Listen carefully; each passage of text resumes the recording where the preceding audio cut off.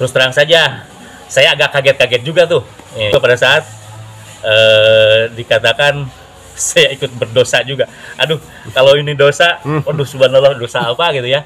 Tapi kalau misalnya iya gitu kan, bahwa saya pernah menyarankan untuk jangan dulu di store.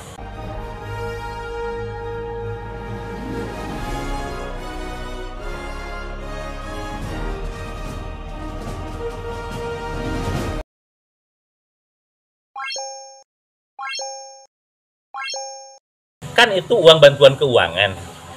Kan sebenarnya masih bisa diupayakan untuk diluncurkan. Kalau tidak diserap ini mungkin karena kelemahan kita juga ya sebagai SKPD tidak mampu menyerap.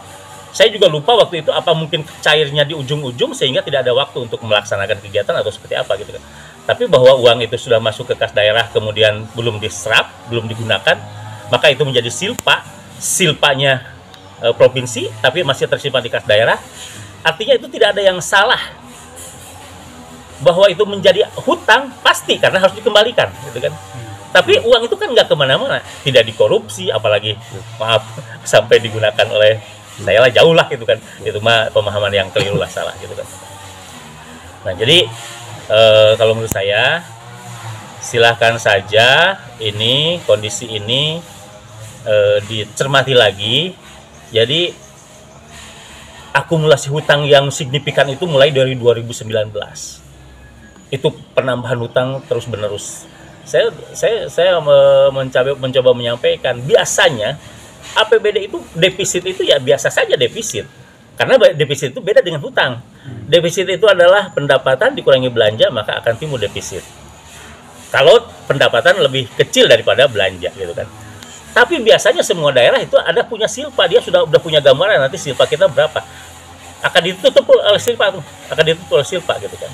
Nah, sedangkan hutang pada saat belanjanya tinggi, pendapatannya tidak tercapai, timbullah hutang gitu kan. Itu yang terjadi di kita. Harusnya setiap tahun anggaran pada saat di akhir tahun ada gagal bayar dan menimbulkan hutang, itu seharusnya tahun berikutnya lalu dianggarkan untuk dibayar. Jangan dibiarkan terakumulasi bertambah terus bertambah gitu kan. Yang akhirnya sekarang kan menjadi menumpuk besar sekali gitu kan. Baik, itulah yang saya pernah sarankan gitu kan, pernah saya ya obrolkan lah gitu di dalam podcast saya gitu kan. Kemudian kalau bisa udahlah jangan berpolemik dengan ya saya juga maaf kalau memang saya sangat terbuka lah, kalau memang ada yang salah silakan saya kritisi dan saya akan dengan cepat meminta maaf kalau ada yang salah gitu ya.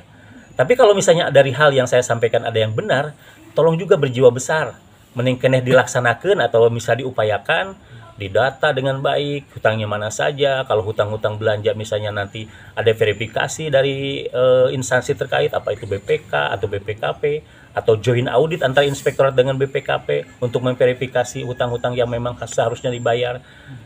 Supaya clear nanti di kemudian hari jangan menjadi masalah gitu kan, karena terus terang aja orang-orang juga yang nanti punya kewenangan akan ragu-ragu juga kalau misalnya tidak ada clear and clean bahwa hutang itu memang harus dibayar gitu kan. Nah, terus fokus dalam setiap tahun anggaran ini, ya dalam setiap tahun anggaran ini fokus. Kalau saya sih mengatakan bahwa kinerja itu ya tidak harus selalu membangun, apalagi dalam kondisi gini. Kinerja itu menyelesaikan hutang juga itu kinerja.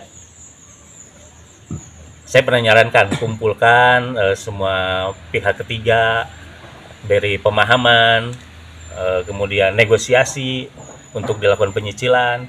Desa juga begitu, kemudian ke provinsi juga begitu, dan tadinya saya kira nggak minjem lagi, tahu-taunya kemarin katanya Januari udah cair lagi 140 ya, padahal kalau pinjaman jangka pendek itu cuma numpang lewat, masuk ke rekening kas daerah, berikutnya juga dicicilkan lagi, jadi tidak terlalu efektif, bahkan dia hanya meninggalkan nanti bunga, coba hitung-hitungannya kan bunga malah yang menambah hutang malah.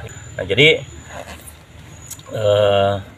upayakan dari PAD, upayakan dari dana bagi hasil yang memang tidak peruntukannya tidak ditentukan, itu bisa juga. Kemudian efisiensi, kemudian tingkatkan pendapatan. Saya pernah mengkritis juga tentang pendapatan pajak daerah, ya pajak hotel dan restoran itu coba digali lagi supaya lebih real time dan real pembayarannya gitu kan. Nah itu nanti semaksimal mungkin digunakan untuk menyicil hutang, dan kita bisa membangun dengan upaya-upaya dana-dana DAK, dana-dana transfer lainnya gitu kan. Abdullah Haris melaporkan untuk Serga IDTV dari Pangandaran, Jawa Barat.